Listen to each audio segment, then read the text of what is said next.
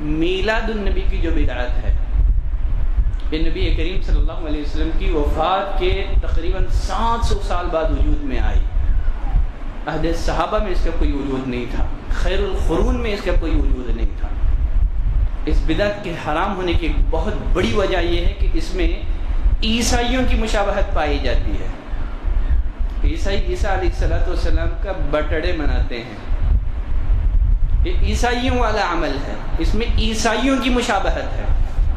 نبی کریم صلی اللہ علیہ وسلم نے فرمایا من تشبہ بقوم فہو منہم، جو کسی قوم کی مشابہت اختیار کرتا ہے وہ انہی میں کا ہے۔ تو غرض اتباع، اس کے حوالے سے عمل کی قبولیت کی 2 شرطیں ہیں۔ پہلی شرط ثبوت، جو ہم لوگ عمل کرنے جا رہے ہیں دین کے نام پر وہ ثابت ہو، کتاب اور سنت میں اس کی دلیل موجود ہو۔ اتباع کے لحاظ سے عمل کی قبولیت کی دوسری شرط یہ ہے کیفیت ہے۔ اس کا مطلب کیا ہے؟ ثابت شدہ عمل کو ثابت شدہ کیفیت کے ساتھ ادا کرنا ضروری ہے۔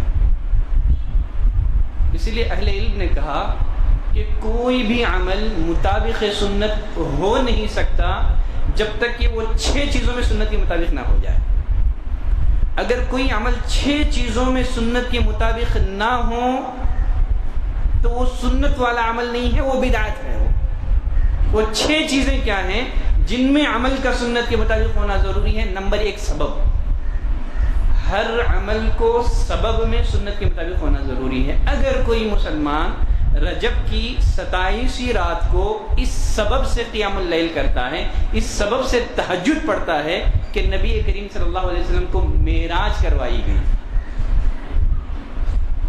رات میں تہجد پڑھنا ثابت ہے، سنت ہے، لیکن معراج کے سبب سے سنت تہجد پڑھنا نبی کریم صلی اللہ علیہ وسلم سے ثابت نہیں ہے، چونکہ یہ عمل سبب میں سنت کے مطابق نہیں ہے، لہٰذا یہ بدعت ہے۔ معراج کے سبب سے نبی کریم صلی اللہ علیہ وسلم نے کبھی تہجد نہیں پڑھی، کبھی آپ نے قیام اللیل کا اہتمام نہیں کیا۔ اگر کوئی معراج کے سبب سے تہجد پڑھتا ہے تو یہ بدعت ہے، اس لیے کہ یہ عمل سبب میں سنت کے مطابق نہیں ہے۔ نمبر 2 جنس، ہر عمل کو جنس میں سنت کے مطابق ہونا ضروری ہے۔ مثال کے طور پر اگر کوئی آدمی عقیقے میں گائے ذبح کرے، اونٹ ذبح کرے تو یہ عمل مردود ہوگا۔ کیوں؟ یہ عمل جنس میں سنت کے مطابق نہیں ہے۔ عمل کو جنس میں سنت کے مطابق ہونا ضروری ہے۔ عبد الرحمن بن ابی بکر رضی اللہ تعالیٰ عنہ کے ہاں بیٹا پیدا ہوا، بیٹے کی ولادت ہوئی۔ سیدہ عائشہ رضی اللہ تعالیٰ عنہ سے فتویٰ پوچھا گیا، کیا ہم اس بچے کی طرف سے عقیقے میں اونٹ ذبح کریں؟ سیدہ عائشہ رضی اللہ تعالیٰ عنہ نے کہا معاذ اللہ، اللہ کی پناہ، یہ کیا کہہ رہے ہو تم؟ ولیکن ما قال رسول اللہ صلی اللہ علیہ وسلم شاتان مکافیاتان، نبی کریم صلی اللہ علیہ وسلم نے جو ہمیں تعلیم دی ہے، نبی کی سنت ہمارے لیے کافی ہے۔ آپ کی سنت یہ ہے کہ 2 بکرے جو دکھنے میں ایک جیسے لگ رہے ہوں اس کو ذبح کیا جائے، شاتانی مکافیاتان۔ اسی طرح عید الاضحیٰ کی قربانی، عید الاضحیٰ میں جو جانور ذبح کر رہے ہیں بہیمۃ الانعام ہونا ضروری ہے۔ اگر کوئی آدمی اونٹ، گائے، بھیڑ، بکری، ان چاروں کے علاوہ اگر کوئی اور جانور، حلال جانور، ہرن ذبح کر دے، گھوڑا یہ بھی جائز ہے، گھوڑا حلال ہے، حرام نہیں۔ اگر کوئی گھوڑا ذبح کر دے، چونکہ اس کا یہ عمل جنس میں سنت کے مطابق نہیں ہے تو قبول نہیں ہوگا۔ ہر عمل کو جنس میں سنت کے مطابق ہونا ضروری ہے۔ نمبر 3 ہر عمل کو کیفیت میں سنت کے مطابق ہونا ضروری ہے۔ نبی کریم صلی اللہ علیہ وسلم نے فرمایا صلو کما رأیتمونی اصلی، صلاۃ ایسے پڑھو، نماز ایسے پڑھو جیسے تم نے مجھے صلاۃ پڑھتے ہوئے دیکھا ہے۔ اگر کوئی آدمی صلاۃ کی کیفیت بدل دیتا ہے، پہلے سجدہ کر کے بعد میں رکوع کرے تو صلاۃ ہو جائے گی۔ کیوں؟ اس لیے کہ اس کی یہ صلاۃ کیفیت میں نبی کی صلاۃ کی مشابہ نہیں ہے۔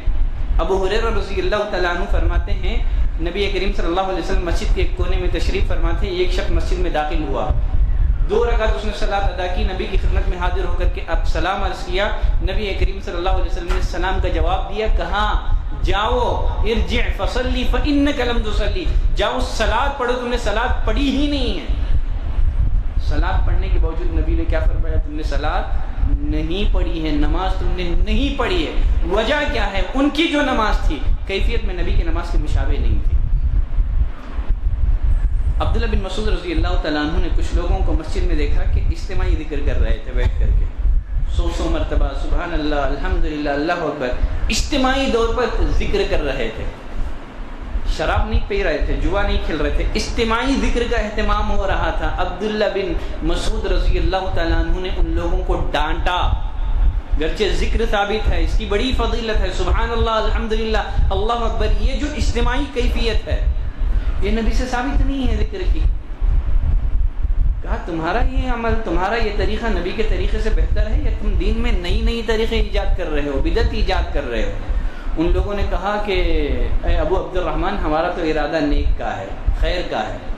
عبداللہ بن مسعود رضی اللہ تعالیٰ عنہ نے کہا کتنے ایسے لوگ ہیں جو بھلائی کے چاہنے والے ہیں، خیر کے متمنی ہیں، لیکن انہیں خیر حاصل نہیں ہوگا، لیکن ان کو بھلائی حاصل نہیں ہوگی۔ تو عمل کا کیفیت میں سنت کے مطابق ہونا ضروری ہے۔ ایک دفعہ عبداللہ بن عمر رضی اللہ تعالیٰ عنہ کی موجودگی میں ایک شخص کو چھینک آئی۔ چھینکنے کے بعد نبی کی تعلیم کیا ہے؟ کیا پڑھنا ہے؟ الحمدللہ یا الحمدللہ علی کل حال۔ اس نے کہا السلام علی رسول اللہ، گالی دی، السلام علی رسول اللہ، نبی پر سلامتی ہو۔ عبداللہ بن عمر رضی اللہ تعالیٰ نے کہا درود میں بھی پڑھتا ہوں، لیکن یہاں نبی نے ہمیں درود کی تعلیم نہیں دی ہے، اس موقع پر نبی نے ہم کو درود نہیں سکھایا ہے۔ چھینکنے کے بعد نبی کی تعلیم یہ ہے کہ الحمدللہ کہا جائے یا الحمدللہ علی کل حال کہا جائے۔